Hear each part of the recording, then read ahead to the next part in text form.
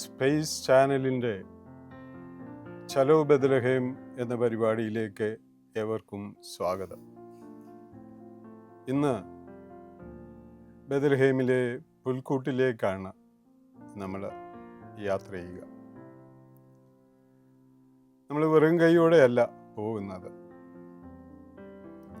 ഉണ്ണിമിശിഹായിക്ക് ഒരു കൂട പൂക്കളുമായിട്ടാണ് നമ്മൾ പോകുക. ക്രിസ്മസിൻ്റെ ഡിസംബർ എന്ന് പറയുന്നത് പൂക്കളുടെ കാലമാണ്. എല്ലാ രാജ്യത്തും ക്രിസ്മസിനെ സ്നേഹിക്കുന്നവർ അവരുടെ കൃഷിയിടത്ത്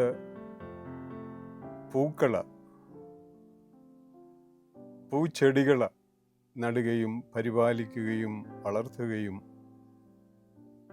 അത് ക്രിസ്മസിന് വേണ്ടി മാറ്റപ്പെടുകയും ചെയ്യുന്ന ഒരു ചെറിയ സംഭവം, അതാണ് നമ്മളിന്ന് ചിന്തിക്കുക. പോയിൻസെറ്റില എന്ന് പറയുന്ന മനോഹരമായ പൂവാണ് അമേരിക്കക്കാരുടേത്. അമേരിക്കക്കാരുടെ ഏറ്റവും വിലപിടിച്ച പൂക്കൾ തന്നെയാണ് അവർ ക്രിസ്മസിന് ഉപയോഗിക്കുക.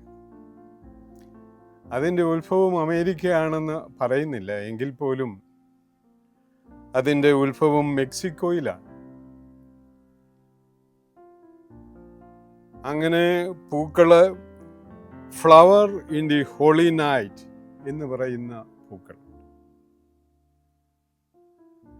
അവിശുദ്ധ രാത്രിയിൽ പൂവിടുകയും പൂക്കുകയും തളിരുകൾ ഉതിർക്കുകയും ചെയ്യുന്ന മനോഹരമായ പുഷ്പങ്ങൾ. അതിൻ്റെ പേര് flower in the holy night എന്നുള്ളതാണ്. വിശുദ്ധ രാത്രിയിലെ പുഷ്പം. അങ്ങനെ അമേരിക്കയ്ക്ക് മാത്രമല്ല, തായ്ലാൻഡ് ഓർക്കിഡ് പൂക്കളാണ് അവർക്കിഷ്ടം.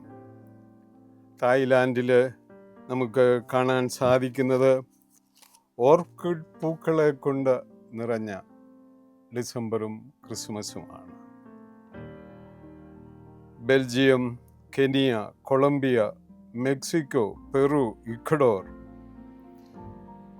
അങ്ങനെ ഒത്തിരി സ്ഥലങ്ങളിൽ ഡിസംബർ രാത്രിക്ക് വേണ്ടി, ക്രിസ്മസ് രാത്രിക്ക് വേണ്ടി പൂക്കളെ പരിപാലിക്കുന്ന മനുഷ്യരെ, കൃഷിക്കാരെ നമുക്ക് കാണാൻ സാധിക്കും. Holy family in the midnight എന്ന് പറയുന്ന വളരെ വിശേഷപ്പെട്ട പൂവുണ്ട്. Holy family in the midnight. അത് പാതിരാവിലെ വിടരുന്ന പൂവാണ്. ആ പൂക്കൾക്ക് ഒത്തിരി പ്രത്യേകതയുണ്ട്.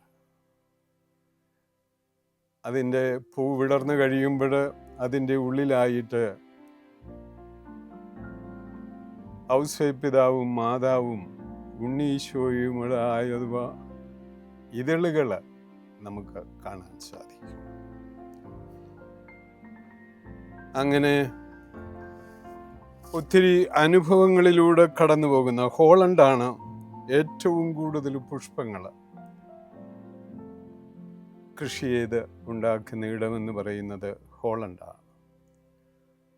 ഹോളണ്ടിലെ പ്രായം ചെന്ന അമ്മച്ചിമാര് ഒരു കറിത്തോട്ടം എന്ന വണ്ണം ഉണ്ണീശോയ്ക്ക് വേണ്ടി പൂക്കൾ കൃഷി ചെയ്യുന്നവരുണ്ട്. ഹോളണ്ടിലെ അമ്മച്ചിമാരെ സംബന്ധിച്ചോളം അവർ പറയും, ഞങ്ങൾ കുഞ്ഞുങ്ങളെ പോലെയാണ് ഈ ഉണ്ണീശോ പൂക്കൾ ഞങ്ങൾ പരിപാലിക്കുന്നത്. അതെ, ഈ ഒരു ഉണ്ണീശോ ബന്ധം ഉള്ള രാജ്യങ്ങളാണ് ഈ പൂക്കളുടെ കാലം സൃഷ്ടിക്കുക.